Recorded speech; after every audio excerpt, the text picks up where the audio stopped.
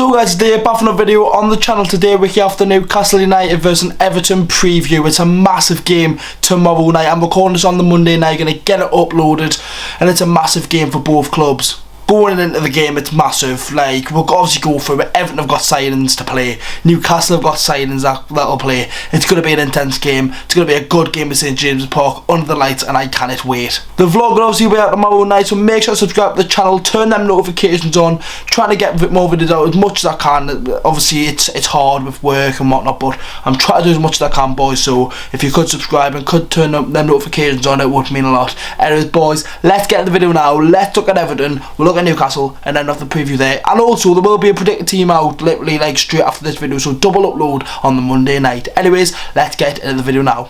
So then, Everton, they've had a massive change since the start of the season. Obviously, as we all know, at the start of the season they were under Rafael Benitez. Start was okay, they had a good start, they were sitting in the top 4 I think for a little bit, and then all of a sudden they just started crawling down, and it was one winning like 15 or something, 14 I think it was, and then Rafa ended up getting sacked after a 2-1 defeat against Norwich, which is shit. It is, it's not good. And then obviously Duncan Ferguson had one game, and then they now have brought in Frank Lampard, who I think, is it a good appointment? I think time will tell with that. Obviously he hasn't had much time as a manager. He's had the Derby job, the Chelsea job. I think Everton, it can be a stressful job. You look at the history and whatnot of Everton managers. They can either absolutely adore the manager, or they can absolutely despise them, and they despise Rafa, but they love some of their managers like back in the day. Obviously times like changed and whatnot, but they've loved some of their managers back in the day. Roberto Martinez, the Portuguese one who they got from Hull. My mind's went blank. Isn't that who I mean? But they've loved their managers, and I think Frank Lampard's obviously an English lad, obviously a brilliant player. I think they can bounce off that and use that to be like, you know what, let's get behind Frank Lampard, and he's made some good signings. People forget some of the signings they've made at the start of the window. They signed that right back from Rangers, they signed the Ukraine left back, I can't remember the names, obviously signed El Ghazi on loan from Aston Villa, I think with an option to buy, and then they also signed Donny van der Beek. He'll probably make his debut tomorrow. He obviously has had a tough time at Manchester United, not getting game time, Ollie not playing him, but then now you look at him and think, you know what, can he do something at Everton? It's a perfect opportunity for him to show Manchester United why they spend the money to bring him in. Basically, you look at how he's performed at Man United, it's not like he's been absolutely terrible, he just hasn't had the game time.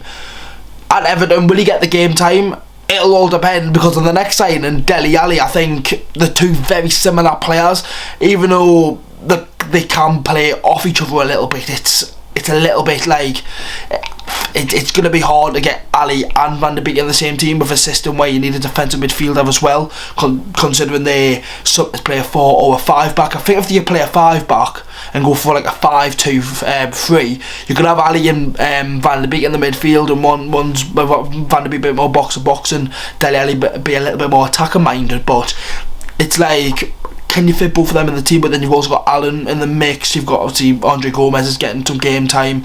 He might not be the best, but he's still getting game time. You look at players like that, do they come in with these new signings? It's good when you get signings in like that, and I think Everton fans will be pleased with their transfer window. I think they've probably said the third best one in the Premier League. I think obviously everyone's speaking about Newcastle's transfer window, then you speak about Villa getting Digne, and which is a big loss to Everton as well, Digne and Coutinho and whatnot. But you look at Everton, and I think signing Ali, getting Van der Beek on loan, and getting a couple of other lads in, it's been a good transfer window for Everton. Yes, they lost Lucas Dean and whatnot, and it didn't work out with Rafa, but I was actually quite looking forward to this fixture with Rafa Benitez as manager. Like, when you looked at the start of the season, I wanted to see how the game would come out. I wanted to see how Rafa reception would be with Newcastle fans. Obviously, where Everton, obviously they didn't like him. He's got the sack, and will he manage again? Who knows? But I think Everton have got a good set of players. Obviously, I think the Richarlison scored on the weekend against Brentford. They've got some good players, and they can cause Newcastle a problem. So we're not going to go walking into this game. We've got the new signings. We're going to win.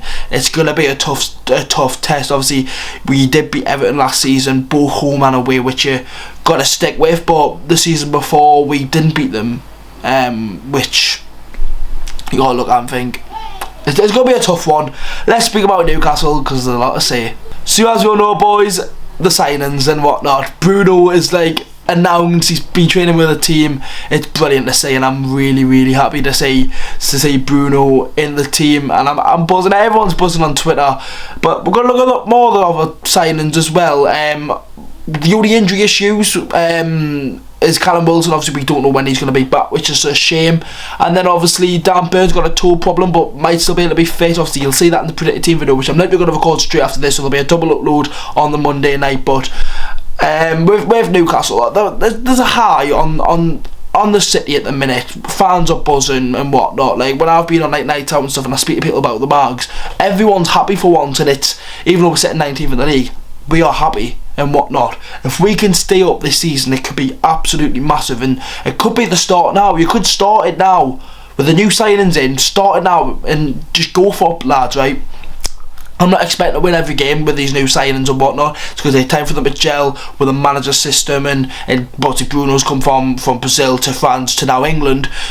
He's still a young lad. He still needs to have that transition period of living in England with a city, with all the little stuff that happens. I hope he doesn't turn into like a Joe Linton. Obviously Joe Linton didn't have the expectations of what Bruno's got, because we can see Bruno's a quality player, but Joe Linton was a bit more of a risk. Obviously he just took a lot of time to settle in, but then now he's doing good.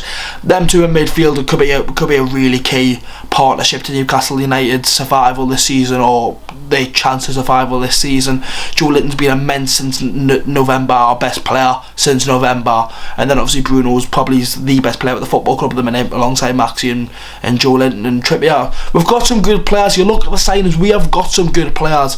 We've just got to let it gel, and hopefully it can gel soon. Matt Targett's another one, and it's a tough one because I think Javi Manquillo came on against Leeds and he was absolutely immense. He won us the game. He won that free kick, and he defensively was absolutely amazing. But you look at Matt Targett, there's no reason why you would not want to see Matt Targett in the team on loan from Villa. We've seen that partnership with Matt Targett and Jack Grealish on that left hand side at Aston Villa, so hopefully him and Maxi can have that same flow and go for games and get him up the field, because he does like a goal. So get Matt Targett on the ball and getting some goals in, why not? But it will be a tough test. It will be. It's going to be a tough game. And a Tuesday night as well. Obviously Tuesday night games can be absolutely lethal. That atmosphere and whatnot, everyone's up for it. Everyone's been thinking about it all day, going to like most people will be at work or school or whatever. You'll be sitting there just speaking about the game, wanting to get at the game. You finally get to the game, and then it's like, we've got to win now because we've waited all day for it. So hopefully it is the case, and hopefully Newcastle United can pick up 3 points tomorrow, because obviously we've got another massive game on Sunday against Aston Villa, so it'll be nice to pick up some points. I think we've got to pick up 4 points from these next 2 games. I think we've got to beat Everton, and we've can potentially get a draw against Villa, or the other way around. We are actually unbeaten in the Premier League this year, which is mad to say. I know we've only played 2 games, but we are unbeaten in our last 3 in the Premier League. Obviously Manchester United, Watford and then Leeds. Obviously Cambridge, we'll forget about that, FA Cup, but it will be an interesting one. Hopefully we can continue our form going into the Everton game. I've got to stay hopeful. You've got to be. Bruno and whatnot are in the team. You've got to be a little bit hopeful. All Newcastle fans are. Everyone who I spoke to on Saturday night in Shields were buzzing for it and ready for the game on Tuesday. So if I've got to say a prediction, I can't say we'll keep a clean sheet against Everton, so I'm going to go with a 2-1 Newcastle. And hopefully a Chris Wood first goal for the club. I would like to see Chris Wood get some goals in, get the tally up and get some goals from the start. That is the end of the preview, boys. Make sure to leave a like, subscribe to the channel. See you all, have a good one. See you the game tomorrow. We'll see you for the team video that's going to be out very, very soon. How are the lads?